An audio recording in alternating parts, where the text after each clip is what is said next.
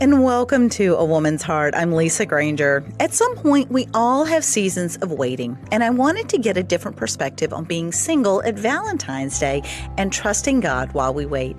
Callie Logan is a sweet soul, and I know you will enjoy getting to know her as much as I have.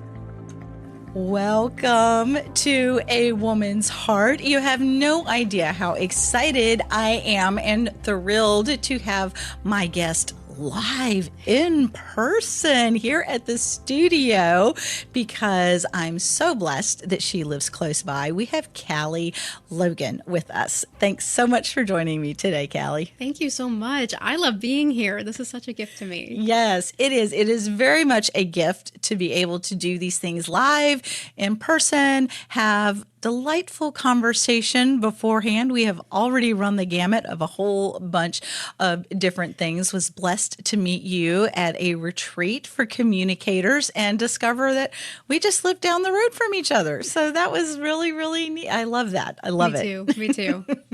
Well, before we dive into all of the things that we have for people, I love to ask to just tell us a little bit about yourself. And I like to ask for something fun that isn't normally in your bio. I love that so much.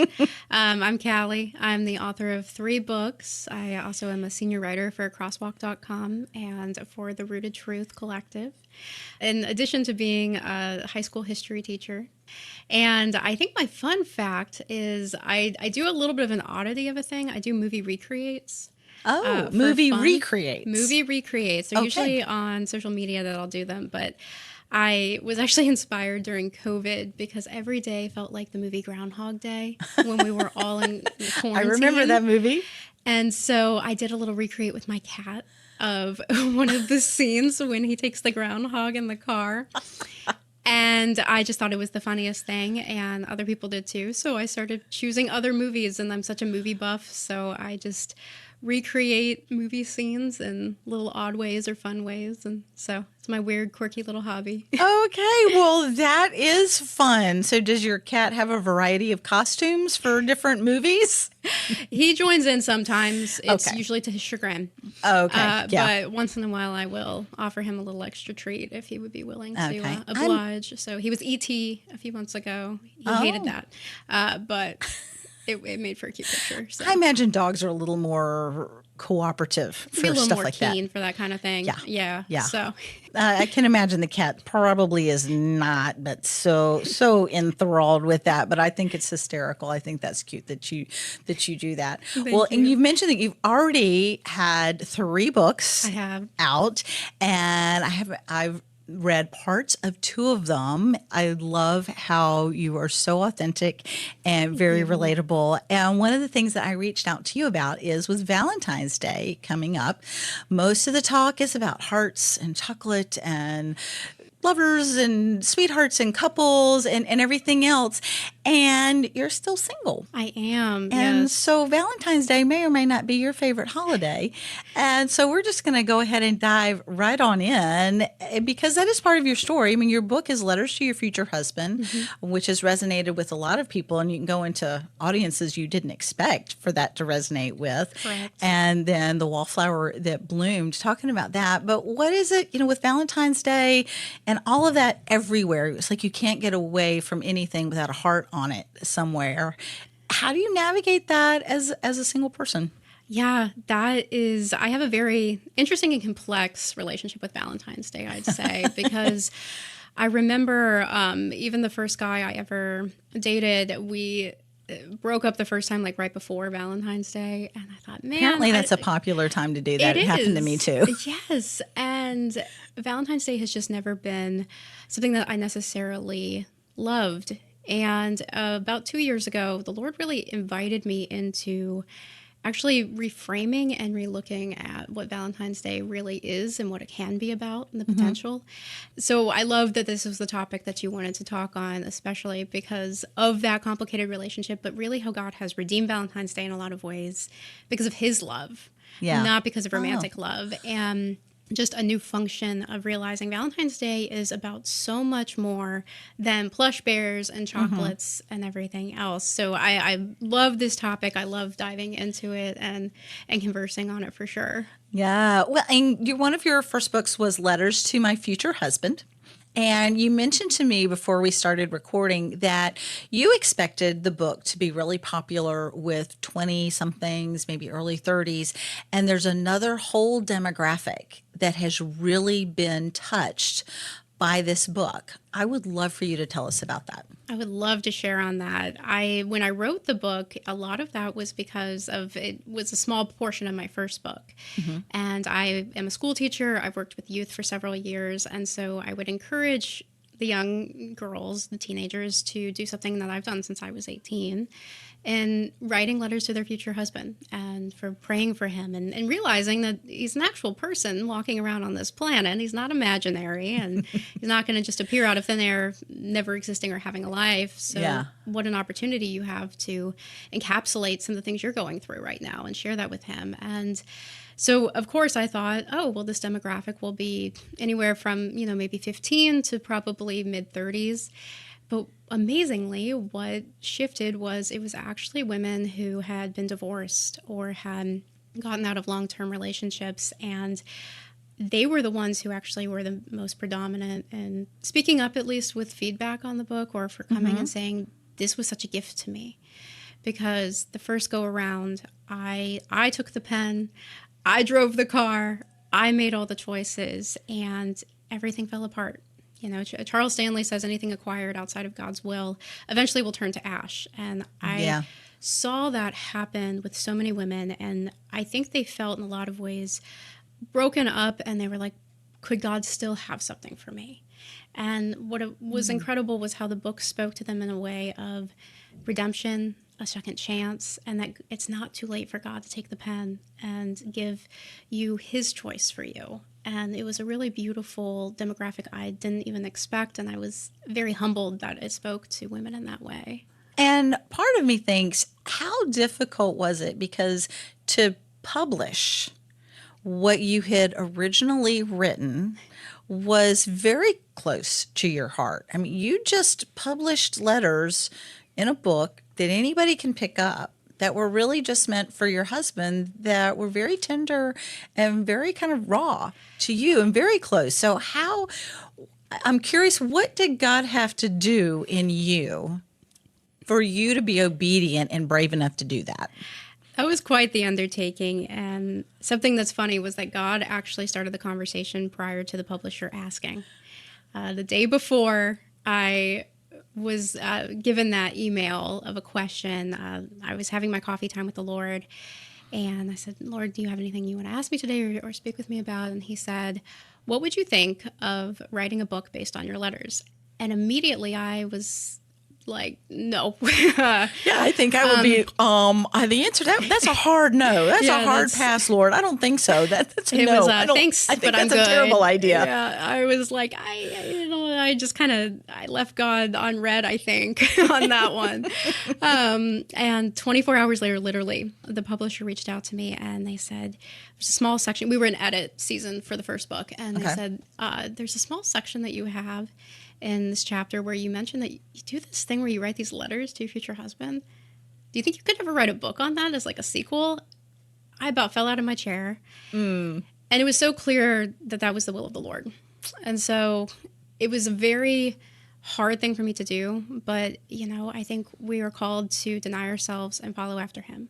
And so that was a moment where I tried to get out of my own way and I got over myself and said, Lord, if this is what you would desire, then lead me to do it. And so what I did instead of photocopying the original letters is I actually really dived into the voicing of who I was through my journals at each age and stage. I keep a diary and a journal very often.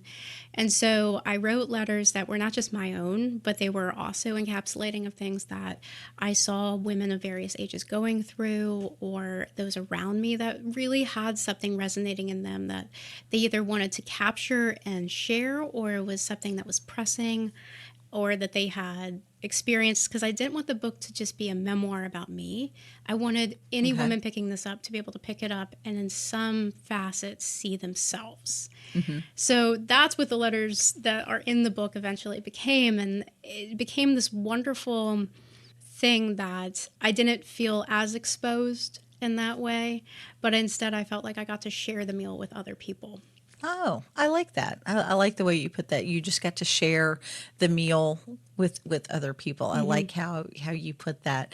Well, and kind of along the lines of, in a waiting. A lot of us have waiting seasons, whether we're waiting to meet our future husband, whether we're waiting for a baby, we're waiting to get a dog, waiting for a promotion. A lot of us, probably most of us, are in a waiting season of some sort or another. So, how have you learned through some of this process? Because I think you've learned some valuable lessons in how to wait well. That is a wonderful question, and I'm glad you asked that, because we are all waiting for something. Yes. At any given point in life, there's something that we're hoping for, we're praying for. We're not sure what we're waiting for, but we're waiting for something, aren't we? Yeah, And there could be that too. It's like, I don't know what I'm waiting for, but I know I'm waiting for something. exactly. I think it's realizing that the time that you've been given is a time for you to steward.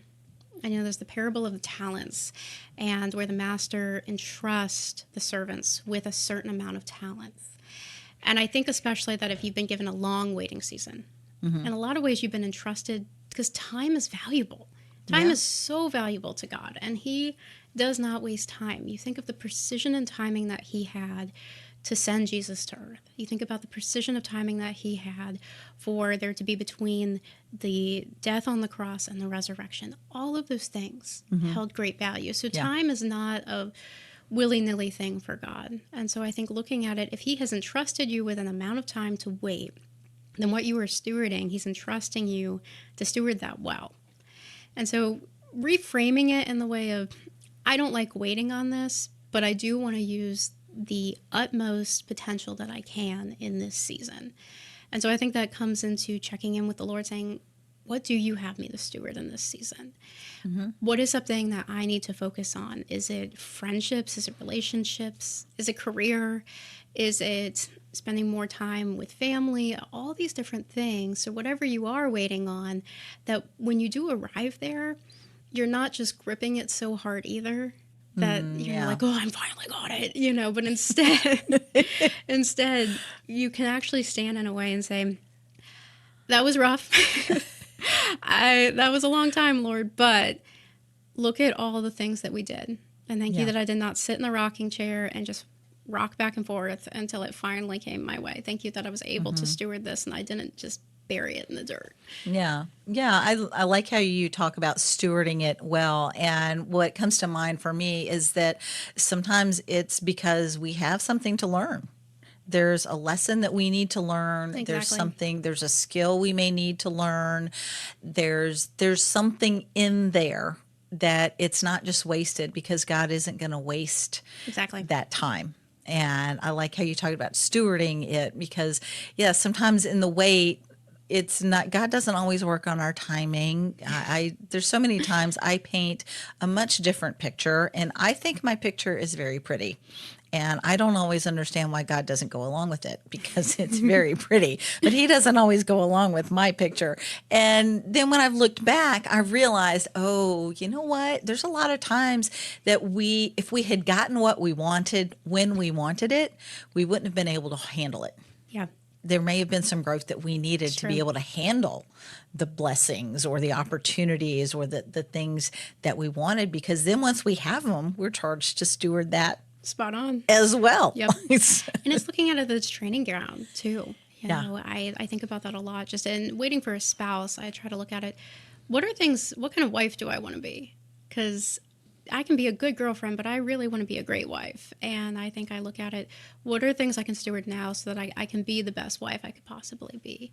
What are ways that I can work on myself, either if that's mental health or that's other things that I feel the Lord calling me to do, so that I can steward that well. And in my own personal journey, it was amazing that the Lord even talked to me career-wise, that part of why He's had time for me to patiently wait was because I would have forsaken a lot of things that He wanted to do in my life to help my husband in his career. And I thought, oh, I can't say you're wrong, Lord, because I know me. And I took that and I said, well, thank you. Thank you that you didn't give that to me knowing that I probably would have not done your will and what I owe to you first and foremost in this season. Yeah. Thank you that you wrote things in that way. And that kind of humbled me and put me back in my seat a little bit more and reminded me too, where's first love?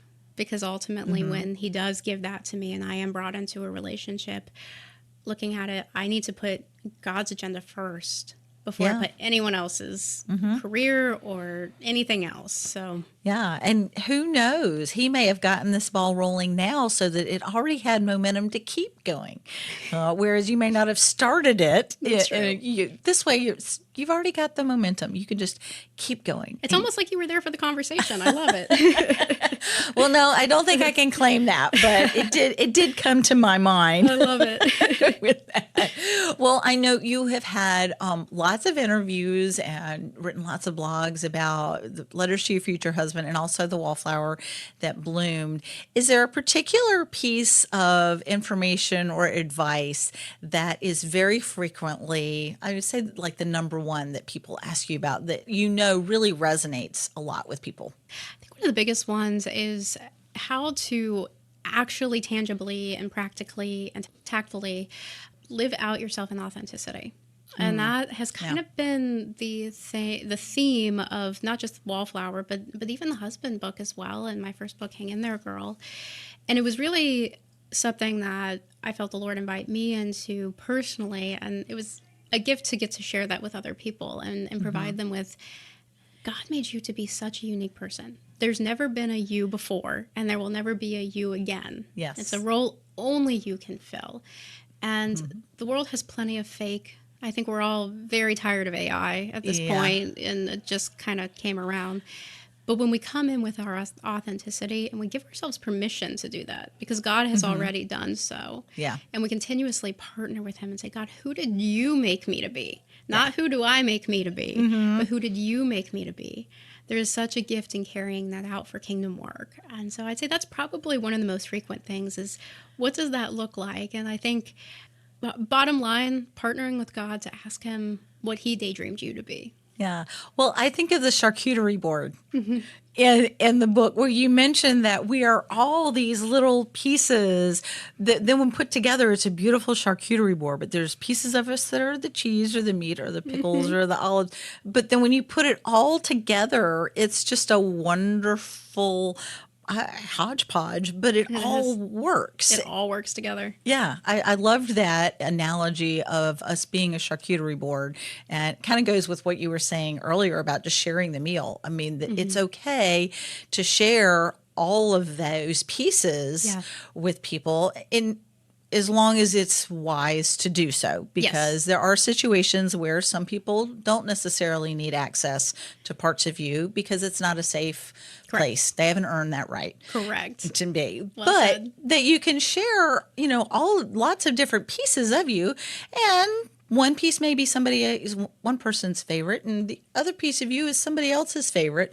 But either way, it's all a part of you, and you can still share. Exactly. Well, and you bring something to the table that no one else can when you do that as well. And that opens up the door to foster relationship and community and beautiful things that can be rooted. It's not superficial. It's actually a rooting, and you get to have that. It's a table, and it's wonderful, isn't it? Yes, it is.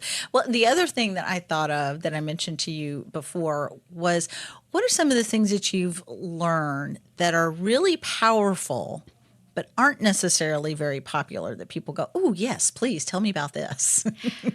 Probably the number one would be, just because you're not married by 30 doesn't mean God doesn't love you. And I think that's something that a lot of people will buy into, this lie that there's either something severely wrong with you or that God doesn't love you, he's forgotten you. And something the Lord has reminded me of was his name of El Roy, which means the God who sees me. And I think remembering that just because that hasn't come yet, or just because you haven't had a baby, or just because you don't have your dog, or the career and the job that you thought you would by a certain point, that doesn't mean that God doesn't love you, and it doesn't mean God doesn't plan to fulfill that. And I think that's one of the biggest things where we put an expectation of timing on him, and he may have never spoken that promise in that timeline. We just assumed. And so we have to be really careful not to fall into assumptions either, especially assumptions that are given kind of from a worldly perspective that you have to have this by a certain time. And I think that's a hard truth to swallow. I say it's a pill with no cheese. When you try and give a dog a pill, you give it some cheese. Well, we use peanut butter, but yeah. So it's a pill, no peanut butter in that way. But I think it's remembering that it doesn't mean you're any less loved, and it doesn't mean that he's forgotten you either. Yeah.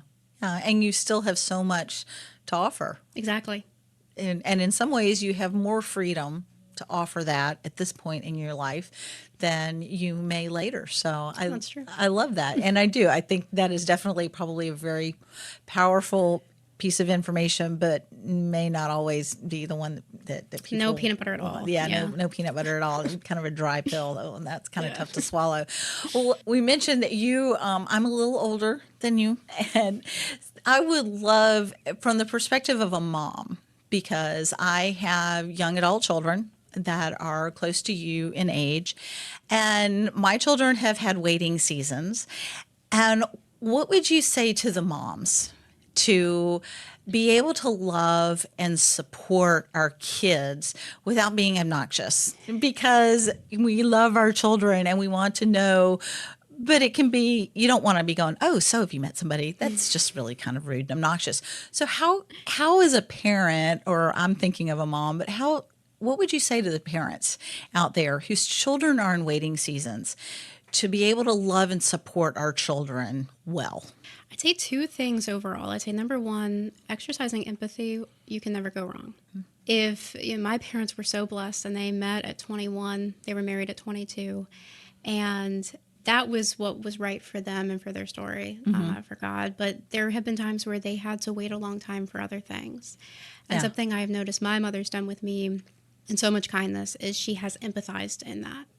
And she's recognized, it took them a little while to get pregnant with me, actually. And she looks at it in a way, they had to wait on some things on the Lord. Even though they were given marriage early in life, they had to wait on other things a little bit longer. And so I think exercising empathy is one of the best things you can do.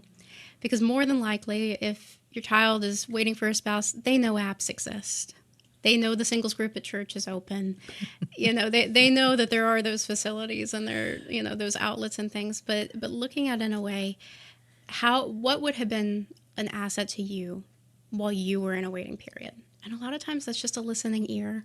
Yeah. And it's just kindness. It's not being pushy. It's being a safe place and fostering that, but also offering, saying, I remember this one time I had to wait for this. And then they feel a little bit better because they know that you're coming from a perspective, I had to wait for this and I was given this. And they don't feel so alone in that wait then. And I think number two, prayer. That's something you can do with and, beside them as well, because ultimately God is the giver of all good things. And he's the one who gives those gifts, and he can help your child as much as you think you can. He can help your child immeasurably more. And so I think keeping them constantly in prayer, lifting them up. I have seen in my own life the power of prayer and how he will answer things. And I'm blown away, especially with specific prayers. I remember last summer I was praying for somebody very specifically, and darn if God did not answer every single specific request. Wow. And I was blown away by it. So I think pray for your child specifically. So if you're praying for them for a future relationship, pray for those qualities that are not just, they make a bunch of money, something like that. But no, pray. I pray that you can be a good spiritual leader. I pray, if you have a daughter, if you have a son, I pray she will be a woman that will honor him and will treat him with respect and those things. And praying those things specifically, I think, hold power. And I just think prayers of parents are very powerful things. And I think the Lord really, being our Father, I think that's something that he hears and that's close to his heart too. Yeah. Yeah. No, well, thank you. I think that is very good and something that's very doable as well, and very, very helpful and not too overbearing. I appreciate that. And I think definitely, although God hasn't necessarily given you all the passions of your heart, you've definitely been able to pursue some of those gifts that He's placed in your heart that you've had to overcome and be brave to share at times. But one of the questions that I always love to ask is, what would you say to encourage someone else to pursue the passion that God has placed in their heart? Because I do believe that He's placed something very special and very valuable and very unique in every woman's heart. I do too. I'm a firm believer in that. And I'd say, don't just pray or read, but live out Psalm 37:4. And that is to delight yourself in the Lord, and He will give you the desire of your heart. And when we delight ourselves in the Lord, we are finding our sustenance, we are finding our worth, our value, our joy, our gladness, our happiness, first and utmost in Him before anything else. And I think when we make Him the center of everything, that He is our life, not just a part of our lives, that changes everything, because that allows us to give our hearts over to be molded and sculpted by Him. And I do believe that He is a good Father. If He's going to plant a seed in your heart, that He will bring that to fulfillment in His timing. But I think it really comes into a place of offering that to Him and saying, Lord, I want to connect with You. So I'd say first and foremost, find that rooting in the Lord. And if you're struggling with that, talk to Him about it. Say, I want this, Lord, but I don't know how to get there. And build that rapport, build that relationship. Ask Him to help you to love Him even more and to find that relationship that you were made to have.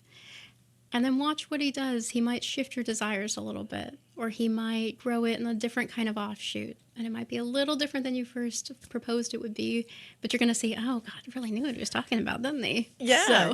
Yeah. And I've told my children, you never know how all the pieces are going to fit together. That's right. They may look really, really random, that you did this and then you did this other thing, and they may seem totally unrelated, but who knows? There may be something down the road where all of a sudden, wow, both of those skills come in great, and not everybody has those two skills. So you never know how God's going to fit all of those different puzzle pieces together. Well, Callie, thank you. Thank you. Thank you.